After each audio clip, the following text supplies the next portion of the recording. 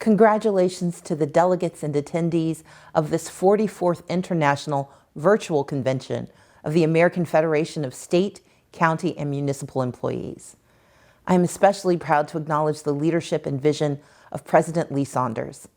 It has been my honor to work side by side with President Saunders as he defends the members of AFSCME from attacks, works to rebuild our democracy, and protects the frontline workers in a time of unprecedented crisis. Thank you for being a champion for working Americans everywhere.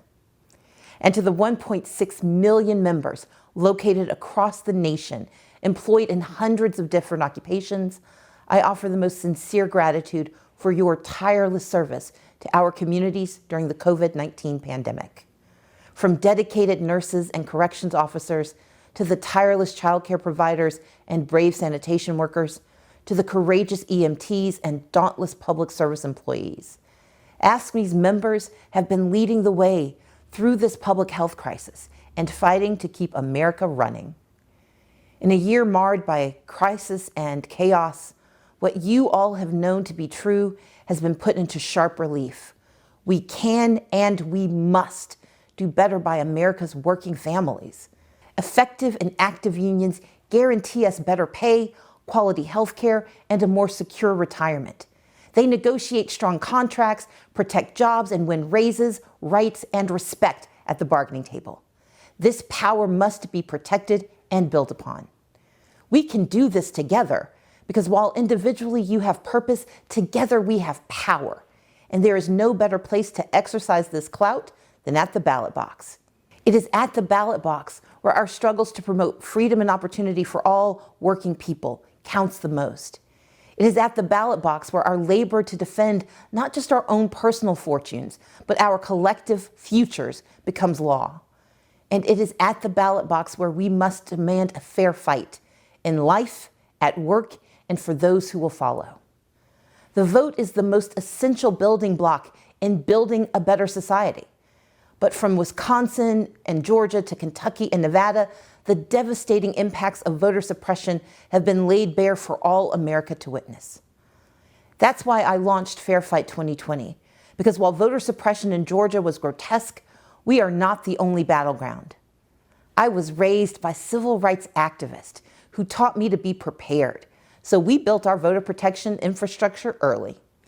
But while the occupant of the White House questions who deserves to be heard, we live in a nation founded on the ideals of a representative democracy, where we all deserve to have a seat at the table and a say in the debate. Thank you to AFSCME for supporting these efforts. I encourage you all to join the coalition demanding that America prepare for November elections in a pandemic by calling on Congress to pass the HEROES Act, which will expand vote-by-mail options, including no-excuse absentee voting in every state, so that all states must offer every registered voter the ability to vote by mail if they choose to do so. At the same time, we must extend in-person early voting to reduce long lines and ensure that Americans have multiple weeks to cast their ballots, especially for those shift workers, domestic workers, and essential workers who don't control their schedules. We are working to guarantee that states do not reduce the number of polling places. And those polling places must be safe and accessible, especially for voters with disabilities, language barriers, who are homeless or have been displaced due to COVID, and those without easy access to mail-in voting. But when you vote, don't stop at the top. Vote for leaders who reflect your values, not the latest polling trends. Vote for every position, because if they are on the ballot, they have the ability to affect your future. The right to vote in a democracy is the power to move these present conversations into the actions of laws, rules, and consequences. But as we protect and exercise the right to vote, we cannot forget the importance of the 2020 census. I created the organization Fair Count because I know if the census does not count our hard-to-reach communities like people of color, rural communities, and the poor, your state and local governments will lose billions of dollars every year for the next 10 years. Dollars they won't cut from corporate handouts. No, they will cut salaries, cut benefits, and renege on their promises. Every labor member must commit to completing the census, or they will finally be able to count us out.